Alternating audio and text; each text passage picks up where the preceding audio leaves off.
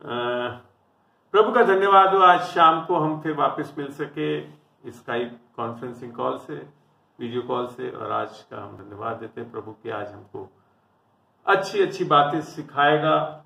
और निस्संदेह परमेश्वर भला है और हमें बहुत चीजें जो सीखनी चाहिए। मैंने आत्मिक जगत के बारे में जब सीखना चाहा प्रभु से, तो ये एक वचन जो है पहला थेसलोनिका 5:23 में, इससे मेरे को काफी चीजें आत्मिक सत्य को समझने में काफी आसानी रही।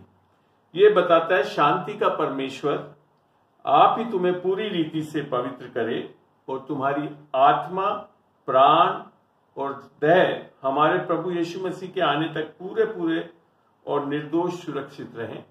और अगला वचन बताता है, तुम्हारा बुलाने वाला सच्चा है और वह ऐसा ही करेगा। यहां समझ में आता है कि मनुष्य आत्मा, प्राण और शरीर का बना है। यहाँ पे जैसे मैंने दिखाया, ये आत्मा है, नीला वाला ये प्राण है और ब्राउन वाला जो है वो शरीर है। अब इधर आप देखेंगे तो परमेश्वर त्रिएक परमेश्वर, और परमेश्वर ने हमारी भी संरचना एक त्रिएकता के रूप में करी है। हमारे जो शरीर में है वो हमारी शारीरिक या फिजिकल बॉडी है, भौतिक जगत है, जिसमें हम 5 इंद्रियों के कारण इस संसार की चीजों को समझ पाते हैं, महसूस कर पाते हैं, देख सकते हैं, सुन सकते हैं इन चीजों से। फिर हमारे प्राण है। प्राण में 3 चीजें, एक तो हमारा बुद्धि, माइंड, हमारी इच्छा शक्ति, विल पावर, और तीसरा इमोशंस, हमारी भावनाएं। और फिर हमारा मुख्य जो व्यक्तित्व है, अर्थात हम क्या हैं, वो है एक्चुअली में आत्मा। और परमेश्वर की भी आत्मा है। और जब परमेश्वर ने मनुष्य की सृष्टि करी, उत्पत्ति 2:7 में जैसे लिखा है कि उसने, पढ़ के देखते हैं, उत्पत्ति 2:7 यहां लिखा है, यहोवा परमेश्वर ने आदम को भूमि की मट्टी से रचा। और देखिए आज भी कितना सही है, साइंटिफिक है परमेश्वर का वचन। आज आपके देह को जब गाड़ा जाता है तो क्या बन जाता है? मट्टी बन जाती है। मट्टी से रचा और उसके नथनों में जीवन का श्वास फूंक दिया और आदम जीवता प्राणी बन गया। क्या बन गया? जीवता प्राणी। अर्थात जब ये जो मट्टी से जो बनाया वो शरीर था, शरीर में जब श्वास फूंका तो 2 चीज और स्थापित हुई, एक तो हमारे प्राण और हमारे अंदर एक आत्मा, और तब जाकर आदम एक जीवित प्राणी बना। तो हर मनुष्य आत्मा, प्राण और शरीर से बना है। और जब ये संरचना की गई थी तो परमेश्वर की आत्मा परमेश्वर की आत्मा मनुष्य की आत्मा के साथ अंदर एक साथ थी, अर्थात संगति में थी। और परमेश्वर ने फिर एक आज्ञा दी।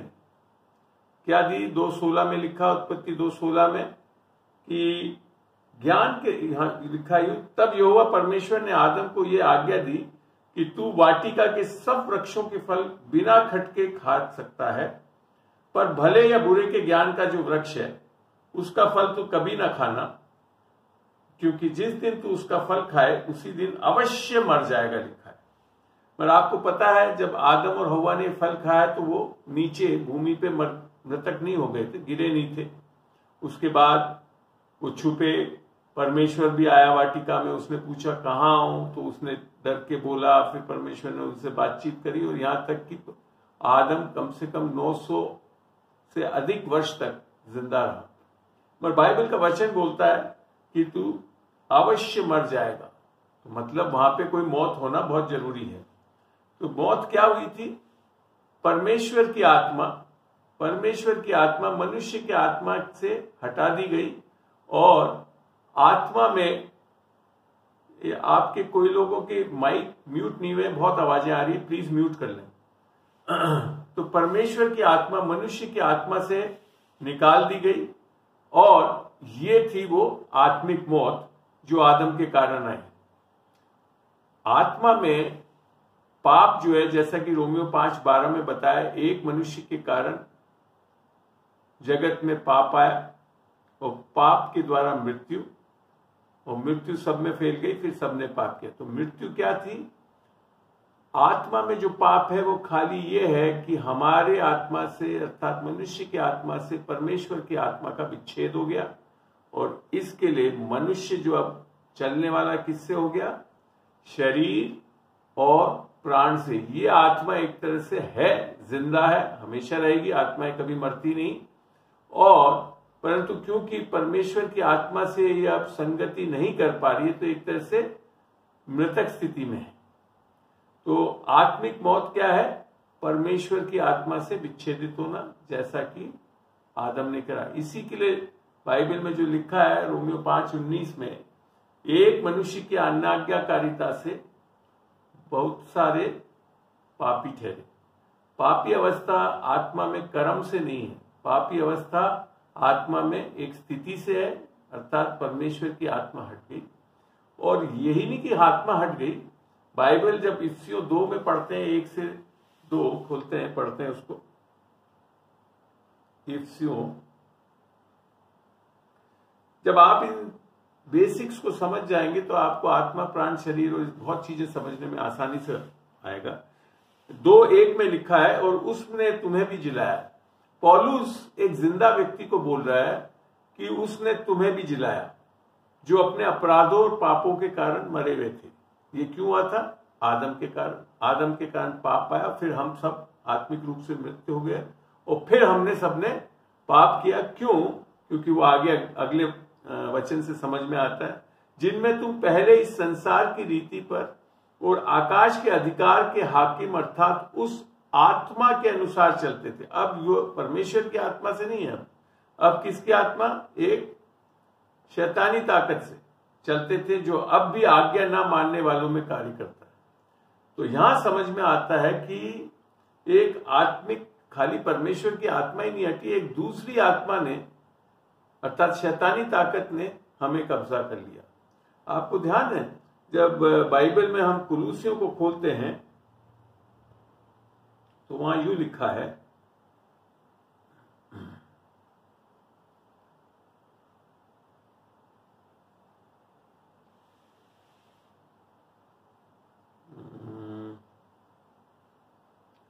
कुलूसियों 1 में,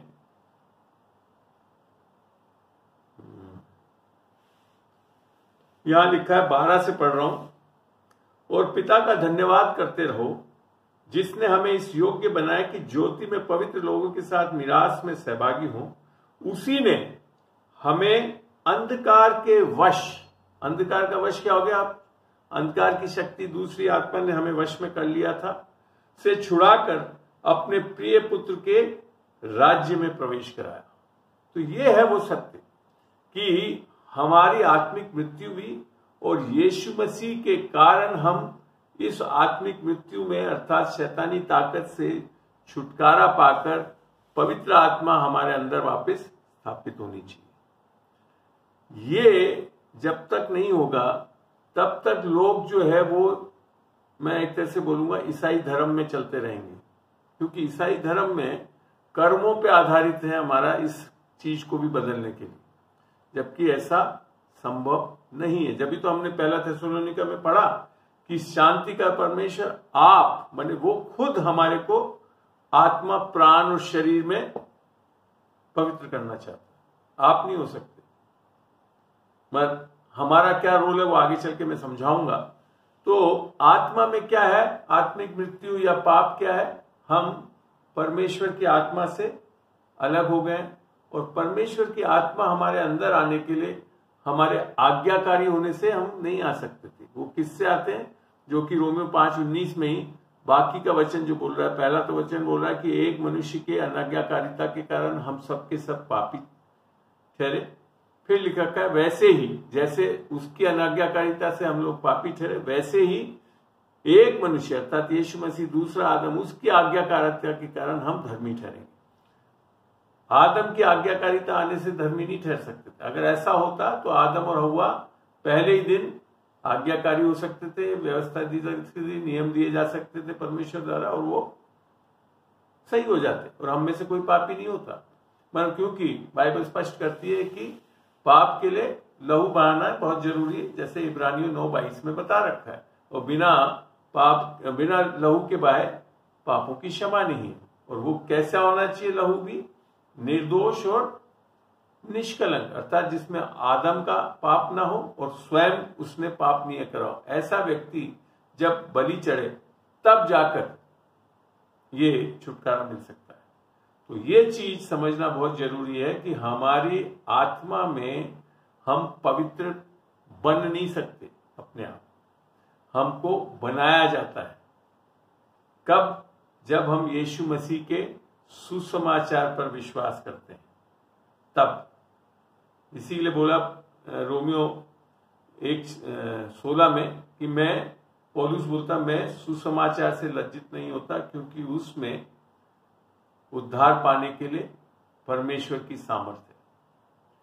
कैसे है? जब हम केवल और केवल यीशु मसीह के क्रूस पे किए गए कार्य, अर्थात वो मेरे पापों के लिए मारा गया, गाड़ा गया और तीसरे दिन जी उठा, इस पे विश्वास करते हैं और इसका अंगीकार करते हैं कि यीशु मसीह मेरा प्रभु और उद्धार करता है, तब ये आत्मिक बदलाव आता है।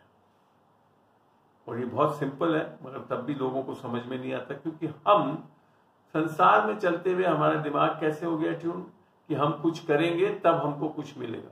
उदाहरण के तौर पे 30 दिन नौकरी करते हैं तो तनख्वाह मिलती है। ऐसी परमेश्वर की ओर से भी जुड़ने के लिए हम क्या सोचने लगते हैं कि हम जब आज्ञाकारी हो जाएंगे, सारी व्यवस्थाओं को पूरा करेंगे, फलाना फलाना चीजें करेंगे, तो हम जाकर परमेश्वर से जुड़ पाएंगे, अर्थात कर्म आधारित हो जाता है। और जब हम ऐसा करते हैं तो हम फिर यीशु मसीह को अपना उद्धारकर्ता नहीं मान रहे, हम स्वयं के उद्धारकर्ता बनने लगते हैं, जैसा कि सारा धर्म सिखाता है। और धर्म यही है कि धर्म क्या है? एक व्यवस्था है, और व्यवस्था को पूरा करने की जब कोशिश करते हैं तो स्वयं की धार्मिकता में हम खड़े हो जाते हैं। और जैसे पौलुस ने रोमियो 10:3 में बोला कि वो परमेश्वर की धार्मिकता से अनजान होकर अपनी धार्मिकता स्थापित करने का यत्न करते हैं। अब देखिए, यत्न करते हैं अर्थात लगे रहते हैं, इसके लिए परमेश्वर की धार्मिकता के अधीन नहीं होते। तो ये चीज बहुत बड़ा सत्य है बाइबल में कि परमेश्वर पापियों को तो बहुत जल्दी समझ में आ जाता है कि मेरे को उद्धार चाहिए, मगर जब पापी होकर हम बहुत स्वयं की धार्मिकता में खड़े रहते हैं तब है ये दिक्कत। तब हम क्या करते हैं? परमेश्वर की धार्मिकता के अधीन। या तो मैं मानता हूं कलीसियाओं में यही सबसे बड़ी प्रॉब्लम है, लोग बात को अनुग्रह नहीं समझाया जा रहा है, सुसमाचार को सही तरीके से बताया नहीं जा रहा है, इसके लिए वो सुसमाचार प्लस कर्मों पे आधारित हो जाते हैं। और जब सुसमाचार प्लस कर्मों पे आधारित हो जाते हैं तो उद्धार हो ही नहीं सकता। आपको स्पष्ट बता रहा हूं, सुसमाचार प्लस आपके कुछ कर्मों पे, अर्थात प्रार्थना करना, बाइबल पढ़ना, रेगुलरली चर्च जाना, इसका ये मतलब नहीं कि मैं मना कर रहा हूं, मैं खुद आपको बाइबल में से सिखा रहा हूं, सब कुछ बाइबल में से पढ़ा रहा हूं, और सत्य को समझना जरूरी है।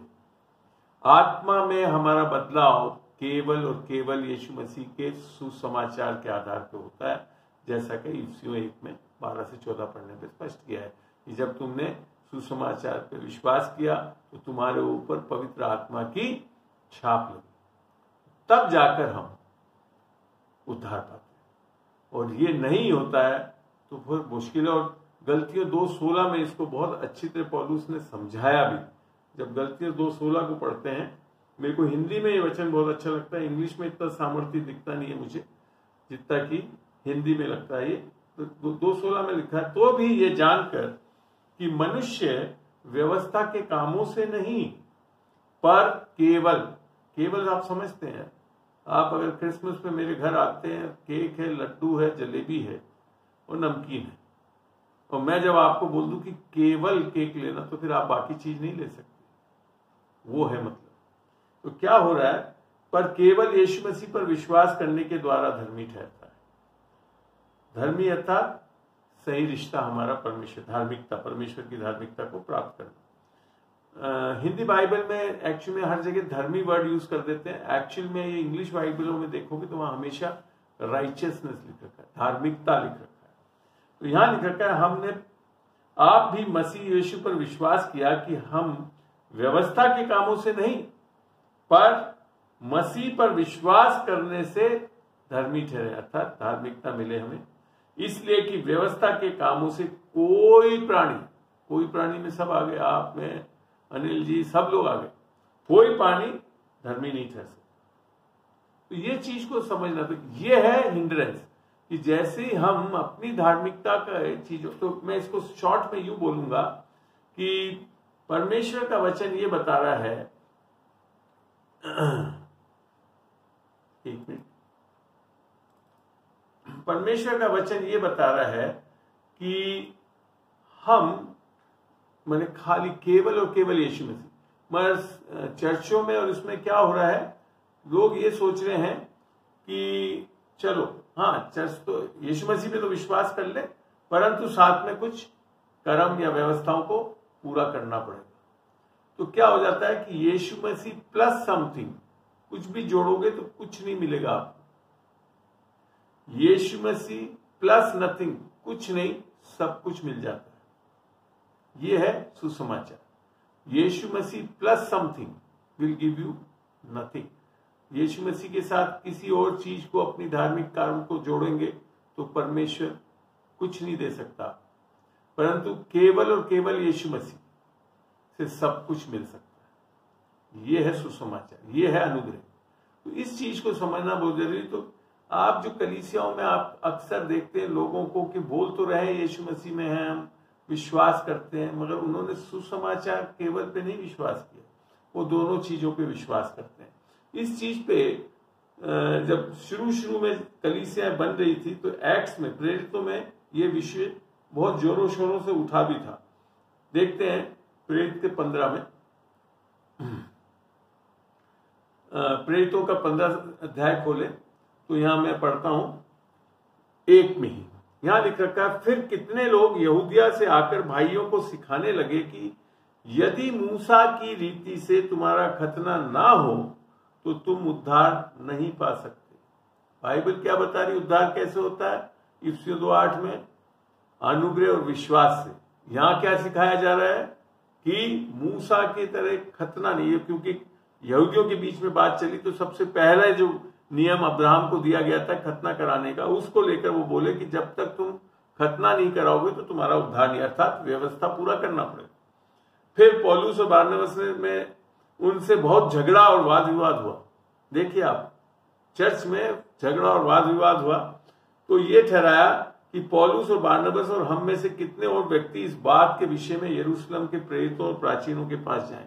एक कॉन्फ्रेंस आयोजित की गई उस टाइम, इस विषय को समझने के लिए अनुग्रह से और केवल यीशु मसीह से है या यीशु मसीह प्लस व्यवस्था है। तो ऐसे करते करते आप नीचे आएंगे, 6 में लिखा है, तब प्रेरित और प्राचीन इस बात के विषय में विचार करने के लिए इकट्ठे हुए। तब पतरस ने बहुत वाद विवाद के बाद खड़े होकर उनसे कहा, हे भाइयों, तुम जानते हो कि बहुत दिन हुए कि परमेश्वर ने तुम में से मुझे चुन लिया कि मेरे मुंह से अन्य जाति सुसमाचार का वचन सुनकर विश्वास करें, और मन के जांचने वाले परमेश्वर ने उनको भी हमारी नाई पवित्र आत्मा देकर उनकी गवाही दी। ये कुरनेलियस के जो घर में जाकर जब पतरस ने सुसमाचार सुनाया और उसी दिन उनको उद्धार भी हुआ, यहां तक कि आग का बपतिस्मा अर्थात अन्य भाषा का वरदान भी मिला। ये एक्ट्स 10:44 में आगे लिखा हुआ है। फिर यहां लिखा है, तो अब तुम क्यों परमेश्वर की परीक्षा करते हो कि चेलों की गर्दन पे ऐसा जुआ रखो जिसे ना हमारे बाप दादा उठा सके थे और ना हम उठा सकते। पुराने नियम में व्यवस्था के अधीन आकर कोई भी व्यवस्था पूरा नहीं कर पा रहा था और बाधित हो गए थे, तो वो कह रहा था वापस इनको क्यों व्यवस्था में ले जा रहे हो। हाँ, हमारा ये तो निश्चय है कि जिस रीति से वे प्रभु यीशु से के अनुग्रह से उद्धार पाएंगे, व्यवस्था से नहीं लिख रखा, अनुग्रह से उद्धार पाएंगे, उसी रीति से हम भी पाएंगे। फिर क्या लिखा है, तब सारी सभा चुपचाप होकर बारनबास और पौलुस को सुनने लगी कि परमेश्वर ने उनके द्वारा अन्य जाति में कैसे कैसे चिन्ह और अद्भुत काम दिखाए। जब आप गलतियों की 3 अध्याय में पढ़ते हैं 3 से 5 में, तो वहां यही लिखा है, बहुत आश्चर्यक्रम किससे होता है? विश्वास से होता है। आपकी धार्मिकताओं इस चीज से नहीं होता है। आप पढ़ सकते हैं, बल्कि वहां पर एक बहुत अच्छा सवाल के रूप में पौलुस ने उधर चीज को रखी है। गलतियों का 3 खोलते हैं और यहां लिखा है, 1 से पढ़ रहा हूं, हे निर्बुद्धि गलतियों, किसने तुम्हें मोह लिया है? तुम्हारी तो मानो आंखों के सामने यीशु मसीह क्रूस पर दिखाया गया। मैं तुमसे केवल ये जानना चाहता हूं कि तुमने आत्मा को क्या व्यवस्था के कामों से या विश्वास के सुसमाचार से पाया। तो उत्तर क्या है? सुसमाचार के विश्वास के सुसमाचार से पाया। फिर क्या बोला? क्या तुम ऐसे निर्बुद्धि हो कि आत्मा की रीति पर आरंभ करके अब शरीर की रीति पर अंत करोगे? तो यहां एक कलीसिया है जिसने उद्धार पाए हुए लोग हैं, और फिर वापिस मोहने वाला कौन है? शैतानी ताकत है। किस तरह से मोह रहा है? वापिस व्यवस्था में ले आने के लिए। और यहां पे मिलता है कि विश्वासी लोग भी फिर वापिस जाकर व्यवस्था में उलझ सकते हैं, और फिर आगे अभी मैं समझाता हूं, वो एक तरह से अनुग्रह से गिर सकते हैं। अनुग्रह से हट नहीं सकते, गिर सकते। फिर आगे इसमें लिखा है 5 में, सो जो तुम्हें आत्मा दान करता है और तुम में सामर्थ्य के काम करता है, वह क्या व्यवस्था के कामों से या विश्वास के सुसमाचार से ऐसा करता? फिर वापस वही सवाल पूछा, और उसका उत्तर क्या है? सुसमाचार के विश्वास से। यीशु मसीह ने मरकुस 16 में जाकर क्या बोला था चेलों को, जब महान आज्ञा दी थी कि तुम सारे जगत में जाकर सुसमाचार का प्रचार करो, और जो कोई विश्वास करे और बपतिस्मा ले वो तो उद्धार पाएगा, और जो ना करे वो दंडित होगा। और फिर क्या कि विश्वासियों में ये चिन्ह होंगे। क्या करेंगे? वो अपने मेरे नाम से दुष्ट आत्माओं को निकालेंगे, अन्य भाषा को बोलेंगे, बीमारों पे हाथ रखेंगे तो वो चंगे हो जाएंगे, सर्पों और बिच्छुओं को या कोई भी जहरीली चीज पिएंगे तो उसका कोई असर नहीं होगा। और फिर आगे नीचे लेकर गया तो वहां पे बोला कि उन्होंने जाकर सुसमाचार का प्रचार करा और प्रभु उनके साथ कार्य करता रहा। ये जब 20-21 तक पढ़ोगे तो आपको वहां मिल जाएगा। मरकुस 16:14 से 20-21 आखिरी आयत तक पढ़ोगे तो यहां लिख रखा है। तो वो चीज यहाँ पे भी बता रहा है पौलुस कि आश्चर्य कर्म आपके कोई बहुत अच्छी धार्मिकता उससे नहीं होता। वो यीशु, केवल यीशु मसीह के सुसमाचार, अर्थात हमेशा हमारे जीवन में किस पे विश्वास करना पड़ेगा हमको? यीशु मसीह और यीशु मसीह पे। मगर क्या हो रहा है कलीसियाओं में? उद्धार पाने के बाद फिर वापस व्यवस्था में जा रहे हैं। जैसा कि अभी हम 5 अध्याय को खोले गलतियों का, वहां यही चीज आ रही है। यहां लिखा गलतियों 5:1 में, मसीह ने स्वतंत्रता के लिए हमें स्वतंत्र किया है, सो इसी में स्थिर रहो। आज्ञा दी हमको, इसमें स्थिर रहो और दासत्व के जुए में फिर से न जुटो। अर्थात हम वापस विश्वासी होकर भी शैतान हमको मोहकर एक तरह से दासत्व के जुए में जोड़ सकता है। तो क्या लिखा उसके आगे? देखो मैं पौलुस तुमसे कहता हूं कि यदि खतना कराओगे तो मसीह से तुम्हें कुछ लाभ ना होगा। खतना एक ऐसी व्यवस्था थी जो सबसे पहले अब्राहम को अर्थात यहूदियों को लिए दी गई थी कि खतना कराने 9वें दिन जाकर, और इवन अब्राहम सबने जो बुजुर्ग भी थे उन्होंने खतना करवाया इस आज्ञा के बाद, तो व्यवस्था को पूरा किया था। अब फिर लिख रखा है, तुम जो व्यवस्था के द्वारा धर्मी ठहरना चाहते हो, अर्थात कामों के आधार पे अपने बल से क्या कर रहे हैं उसके बेसिस पे धार्मिक ठहरना चाहते हो, मसीह से अलग और अनुग्रह से गिर गए हो। बड़ा स्पष्ट लिख रखा है। आप जानते कलीसियाओं में आज क्यों लोग बात जूझ रहे हैं? क्योंकि कहीं ना कहीं वो जाकर वापस व्यवस्था के अधीन होकर अपने बल से, अपनी सामर्थ्य से परमेश्वर से आशीष लेना चाहते हैं। यहां तक कि आप बाइबल की ही चीजें करने लगेंगे मगर अपने बल से, स्वयं की धार्मिकता। और यही कारण है जिसके कारण फिर वो पाप में जूझते रहते हैं, समझ में नहीं आता कैसे निकले, क्योंकि अनुग्रह से वो गिर गए। आगे लिखा है, क्योंकि आत्मा के कारण हम विश्वास से आशा की हुई धार्मिकता की बाट जोते हैं। तो क्या है कारण? क्या है? हम किस पे हमको निर्भर करना है? हमेशा और हमेशा यीशु मसीह के ऊपर। अगर ऐसा नहीं कर रहे हैं तो हम फिर अनुग्रह से गिरे रहते हैं, और इसके लिए फिर हम कई चीजें गलत करने में शुरुआत कर सकते हैं। तो 2 चीज है मैं मानता हूं। एक तो पहले कलीसिया में जिन्होंने अनुग्रह समझा ही नहीं है, सुसमाचार समझा ही नहीं है, तो सुसमाचार के कारण उद्धार पाया ही नहीं है, अर्थात आत्मा नहीं पाई, तो वैसे ही पाप में चलते रहते हैं। उनमें से पाप नहीं हट सकता, वो पाप करते रहते हैं क्योंकि दूसरी आत्मा के सामर्थ्य में है। और पापी अवस्था में आप सारे धर्म के काम कर सकते हो, अच्छे काम कर सकते हो। यशायाह 64:6 यही बताता कि जब हम अशुद्ध वेसल्स अर्थात क्या थे, पढ़ के देख लेते हैं उसको। यशायाह 64:6,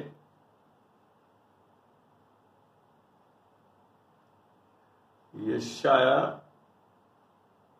64, सॉरी इसी को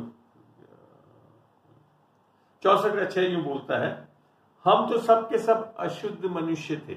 मनुष्य कैसे हैं? अर्थात पापी लोग हैं हम, और हमारे धर्म के काम सब के सब, अर्थात पापी होकर आप सारे धर्म के काम कर सकते हैं। आप देखते हैं एक डकैत है, चोरी कर रहा है, सब कर रहा है, हमारे एक अंधी औरत को देखता है तो रोड क्रॉस करा देता है। तो इसका ये मतलब नहीं है कि वो पापी नहीं है, उसने अच्छा ही काम करा है, उसमें कोई गलत काम नहीं। यहाँ तक कि वो लोग कई बार गरीबों को धन भी दे देते, लूटते हैं धन भी देते, तो क्या वो फिर सही हो गए? ऐसा नहीं है। तो यहाँ पे ये बात समझा रहा है, हम तो सबके सब अशुद्ध मनुष्य कैसे हैं, और हमारे धर्म के काम सब के सब मैले चित्रों के समान है। तो ये बहुत चीज जरूरी है समझना कि हम पापी होकर अच्छे काम कर लेना कोई बड़ी बात नहीं है। हम धर्म के काम करने के लिए आजाद हैं, पापी होकर भी। रोमियो में भी यही चीज लिखी है। रोमियो 6 को जब हम खोलते हैं और जब हम 20 में पढ़ते हैं, जब तुम पाप के दास थे तो धर्म की ओर से स्वतंत्र थे, अच्छे काम कर सकते थे आप। इसके लिए आपको सबसे बड़ी प्रॉब्लम दुनिया में आ रही है। इसीलिए मैंने बताया ना, यीशु मसीह को पापी को बचाना बहुत आसान है, मगर पापी और जो कि धर्म में अपनी धार्मिकता में खड़ा, उसको तो असंभव है बचाना। क्यों?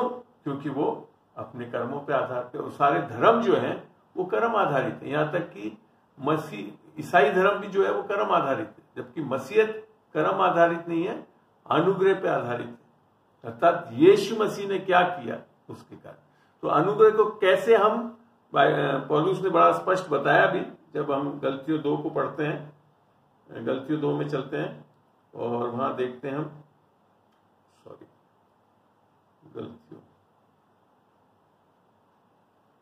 गलतियों 2 का हम 21 पढ़ते हैं, लास्ट होगा ये।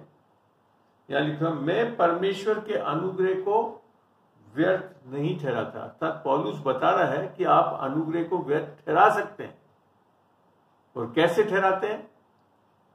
क्योंकि यदि व्यवस्था के द्वारा धार्मिकता होती, अर्थात अपने बल से, अपनी सामर्थ्य से, स्वयं की धार्मिकता से हमको धार्मिकता मिल जाती, तो मसीह का मरना व्यर्थ होता। तो ये चीज बहुत जरूरी है समझना कि आत्मिक रूप में हम धर्मी कैसे ठहरते हैं, हम अपने कर्मों के आधार पे नहीं। और ये चीज पौलुस ने बहुत अच्छी तरह समझी, क्योंकि पौलुस एक ऐसा व्यक्ति था जो कि व्यवस्था को पूरा करने आदि सब में बहुत ही निपुण था। आप इसको फिलिपियों 3 में जब पढ़ोगे तो बहुत स्पष्ट लिख रखा है। पर मैं 4 में लिखा, पर तो मैं शरीर पर भी भरोसा रख सकता हूं, यदि किसी और को शरीर पर भरोसा रखने का विचार है तो मैं उससे भी बढ़कर रख सकता हूं। अर्थात आत्मिक नहीं हुआ, खाली शरीर और प्राण के सामर्थ्य से वो चल रहा था, और तब भी वो सारी व्यवस्था को पूरा कर सकता था।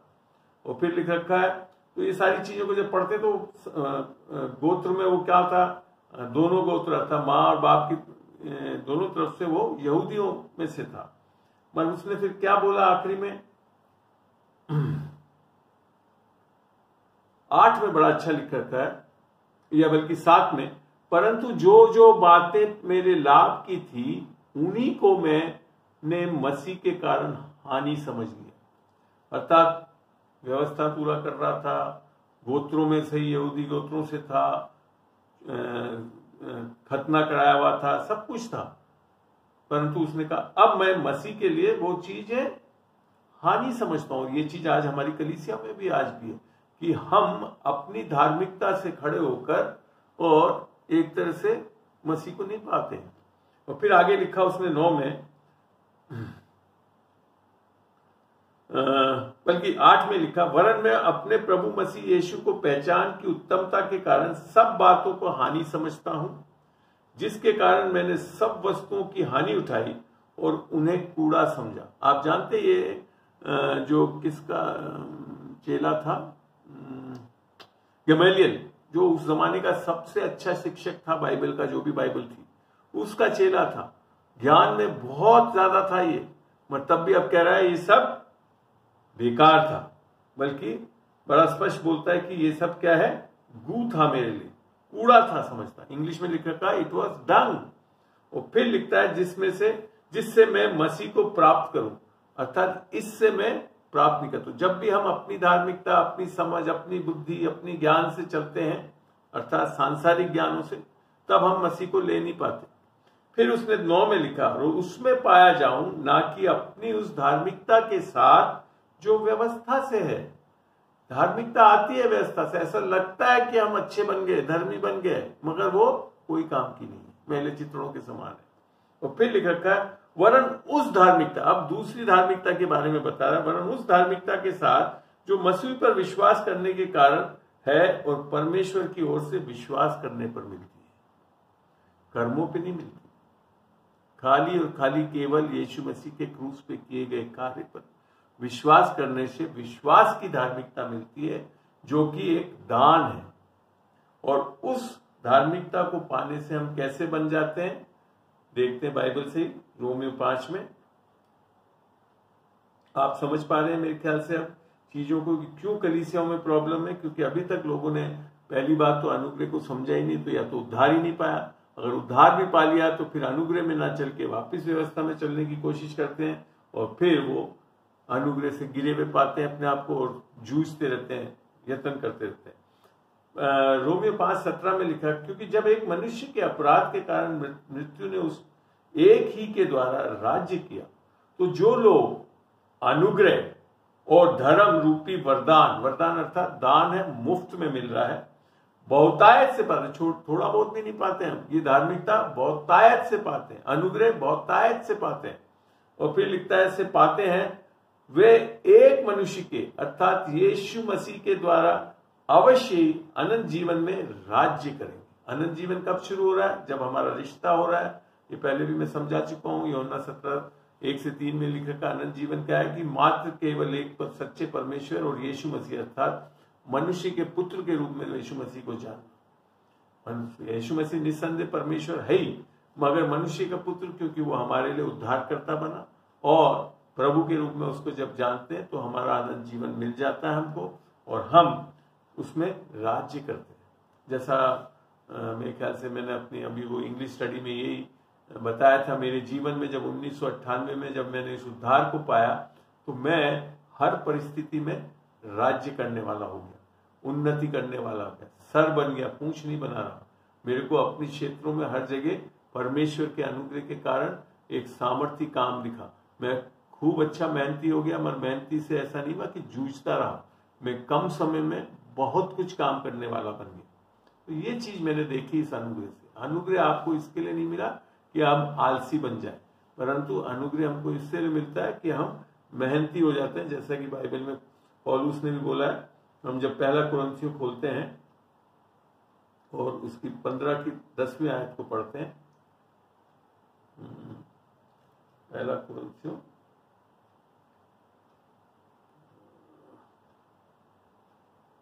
15:10 यूं लिखा है कि मैं, मेरे बाइबल में अभी खुल नहीं रही है, सॉरी, एक मिनट रुकिए मैं खोलता हूं। यस, हाँ, 15:10 यूं बोलता है, परंतु मैं जो कुछ भी हूं परमेश्वर के अनुग्रह से हूं, व्यवस्था से नहीं हूं, अनुग्रह से हूं। और फिर लिखता है, और उसका अनुग्रह जो मुझ पर हुआ वो व्यर्थ नहीं हुआ, परंतु मैंने उन सब से बढ़कर परिश्रम भी किया, तो भी ये मेरी ओर से नहीं हुआ, परंतु परमेश्वर के अनुग्रह से जो मुझ पर था। अनुग्रह आपको बहुत मेहनती बना देता है। सही मेहनत करने वाले होते, व्यर्थ की मेहनत नहीं करते, सही मेहनत करने वाले होते, इसके लिए कम समय में बहुत कुछ काम करने वाले हो जाओ। ये है वो अनुग्रह। मसीहत ये नहीं है कि खाली संडे को जाकर हम एक सरमन सुन लें, 4 गाने गा लें, हालेलुया प्रेज द लॉर्ड कर लें। निस्संदेह आप अगर सही मसीह जीवन 6 दिन जिएंगे, 7वें दिन जाकर यही करते रहेंगे कि प्रभु की स्तुति करेंगे, प्रभु की महिमा करेंगे और आश्चर्य कर्मों को देखेंगे, तब। मगर हमारे कलीसियाओं में अभी हम क्या देख पाते हैं कई बार कि लोग वैसे ही थे जैसा उद्धार पाए थे, बोलते हैं, मगर उद्धार पाने के पाले जैसे थे वैसी हैं। बाखला जी, आपने इस चीज को बोला था ना कि आप कलीसिया में हम ऐसी चीजों को देख नहीं पा रहे, तो उसका कारण ये है कि हम आत्मा में क्या होना है उस चीज को समझ नहीं पा रहे। आत्मा में जब अनुग्रह आती है, और अनुग्रह एक फिलॉसफी नहीं है, एक डॉक्ट्रिन नहीं है। अनुग्रह स्वयं यीशु मसीह है।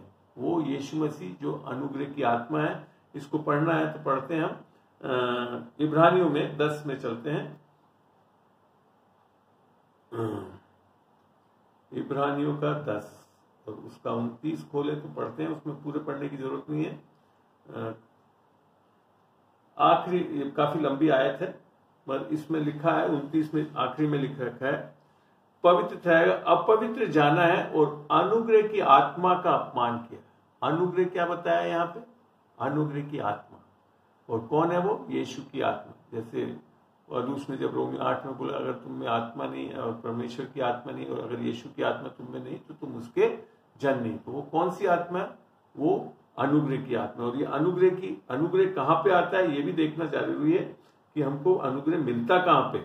इसको पढ़ें आप, गलतियों की 6 को खोलें और आखिरी आयत पढ़ें। हे भाइयों, हमारे प्रभु यीशु मसीह का अनुग्रह तुम्हारी आत्मा के साथ रहे। कहाँ पे आता है ये? आत्मा में आता है, अर्थात उद्धार, नया जन्म, पवित्र आत्मा की जो छाप हमारी आत्मा में। अनुग्रह एक व्यक्ति है और इस व्यक्ति यीशु मसीह बिना काम का कब हो जाता है? जब हम वापस देह में चल के व्यवस्था के बल से, अपनी सामर्थ्य से परमेश्वर से जुड़ने की कोशिश करते हैं या परमेश्वर से लेने की कोशिश करते हैं। बाइबल में नए नियम में आकर बड़ा स्पष्ट कर दिया, जो इफिसियों 2:8 में लिखा था। हमारा उद्धार कैसे होता है? हमारा उद्धार अनुग्रह और विश्वास से होता है। और इसी प्रकार से नए नियम में आकर परमेश्वर से सब चीज मिलना भी इसी कारण से होता है, अनुग्रह और विश्वास से। तो अनुग्रह क्या है? अनुग्रह ये नहीं कि हम कुछ कर रहे हैं।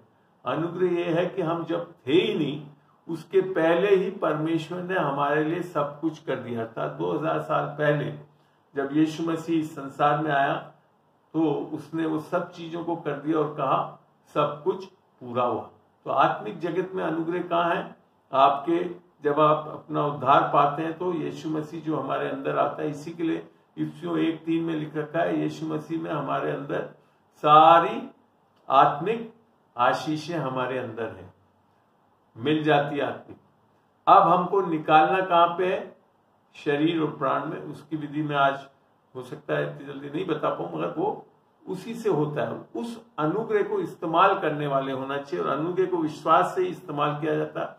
विश्वास ये नहीं कि आज हम कुछ ऐसा करें तो परमेश्वर कुछ करेगा, जैसा लोगों ने सोच रखा। कई बार लोग सोचते हैं कि अच्छा आज हम उपवास करेंगे तो परमेश्वर हमारे को विश्वास से कुछ देगा। नहीं, कर्मों पे आधारित फिर वो अनुग्रह नहीं रहा। फिर अनुग्रह के लिए बाइबल में डेफिनेशन बड़ा अच्छा लिख रखा है। अगर आप रोमियो को 11:6 पढ़ेंगे तो वहां दे रखा है, रोमियो 11:6 में, यदि ये अनुग्रह से हुआ है तो फिर कर्मों से नहीं तो अनुग्रह फिर अनुग्रह नहीं रहा। तो हमारे अभी कलीसियाओं में कई बार हम ये सोचते हैं कि अच्छा हम बहुत अच्छी प्रार्थनाएं करेंगे, 10-10 घंटे प्रार्थनाएं करेंगे, उपवास करेंगे।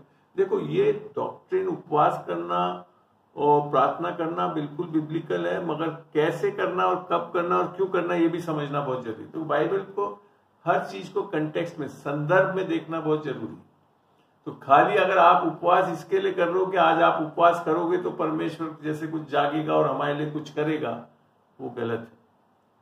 परमेश्वर सब कुछ कर चुका है यीशु मसीह के द्वारा। जब उसने यही तो कहा रोमियो 8:32 में, जब उसने अपने निज पुत्र को दे दिया तुम्हारे लिए, तो क्यों ना कर वो सब कुछ तुम्हें मुफ्त में देगा।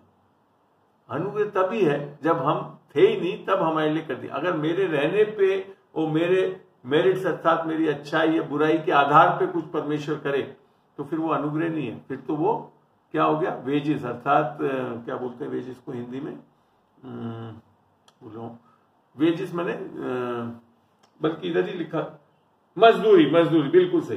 बिल्कुल सही बोला आपने। तो फिर वो क्या है? मजदूरी है।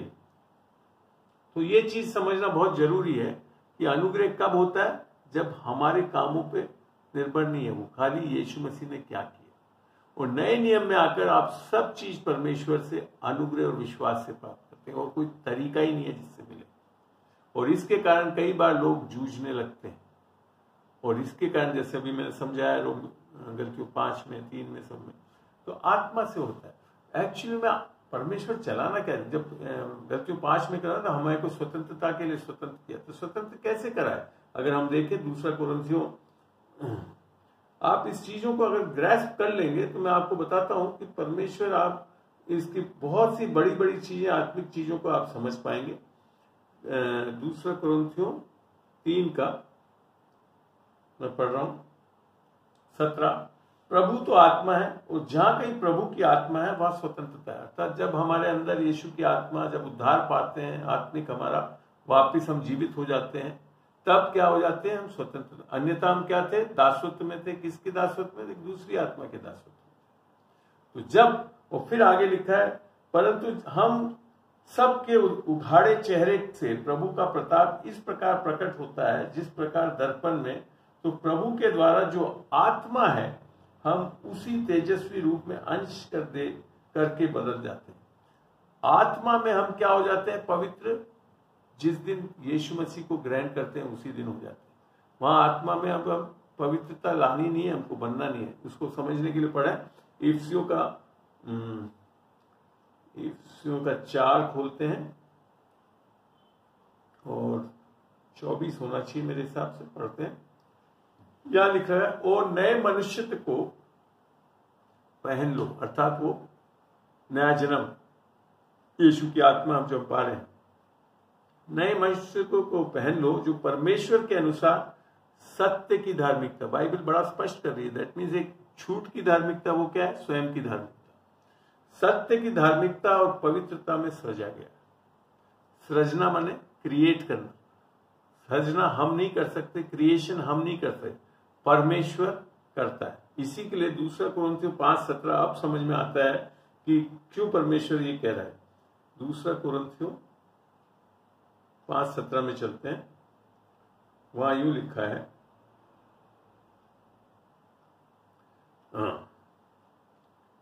यहां लिखा है, सो यदि, अब हमारे हाथ में उद्धार पाना, सो यदि कोई मसीह में है तो वह नई सृष्टि है, अर्थात नई क्रिएशन है। हम नहीं बना सकते।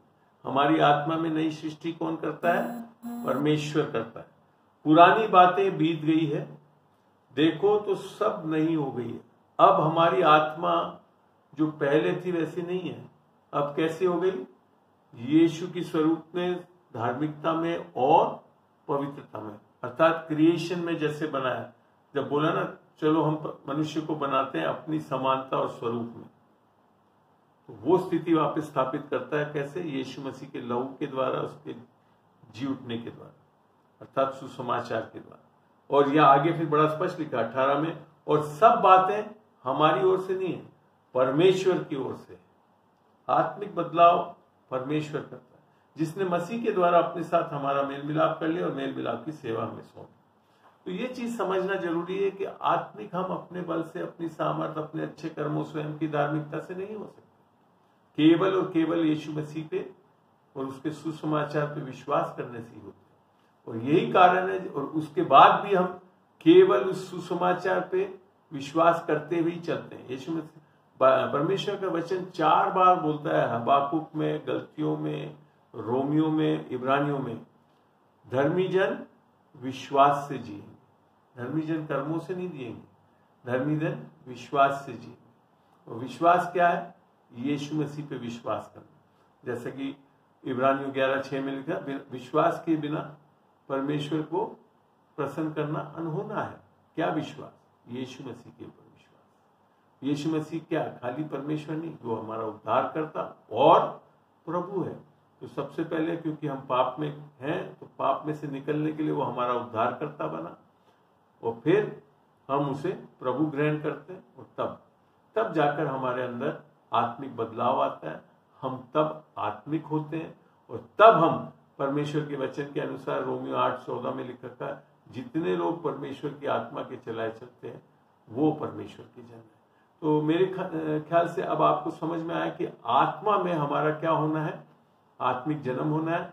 हमको उद्धार कब मिलता है? जब सुसमाचार पे, और जब हमारी आत्मा नई हो जाती है और बिल्कुल परमेश्वर यीशु मसीह की आत्मा के समान, तब जाकर हम आत्मिक होते हैं। और आत्मा में अब हमारे अंदर पाप नहीं आ सकता, अर्थात अब हमारा आत्मा परमेश्वर की आत्मा से अलग नहीं हो सकता, क्योंकि परमेश्वर का वचन बोलता है जो प्रभु में है वो उसके साथ एक आत्मा है। और यीशु मसीह बोलता है नाम इब्रानियों 13:5 में कि ना मैं तुझे त्यागूंगा न कभी छोड़ूंगा।